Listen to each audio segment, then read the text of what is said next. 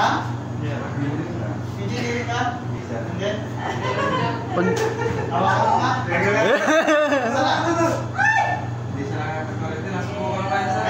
So, hindi ka makukuryente kasi hindi complete yung circuit.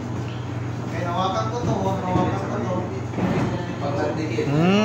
Pag nahawakan mo yung dalawa, may mag-produce na kuryente sa katawan natin.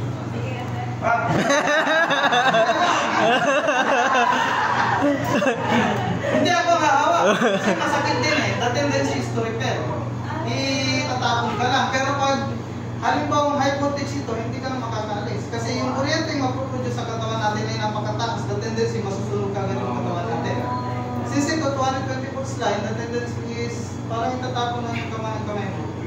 Dahil napakababa ng magnetic field. Doon sa transmission line, kung ilang libong voltahe po yun, hindi ka pa nakakonekta, malapit ka lang, the tendency is magkakaroon ng arcing. Magkakaroon ng spark. Okay? Dahil napakataas ang magnetic field ng naproduce doon sa high voltage. Okay po? Malinaw? So, hindi po kayo makukuryente kapag isa lang.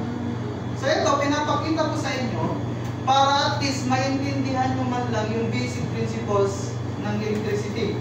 Para pag nagkakabit na kayo doon, ay, bakit hindi uminaw? Ay, hindi pala complete yung circuit. Okay? So, ito yung dalawang supply. Ito yung in-explain ni Sir Merz kanina. Ngayon, kapag connected na siya doon, directly doon sa power source, the tendency is, may kuryente na ang dadali dahil complete na yung circuit. Okay?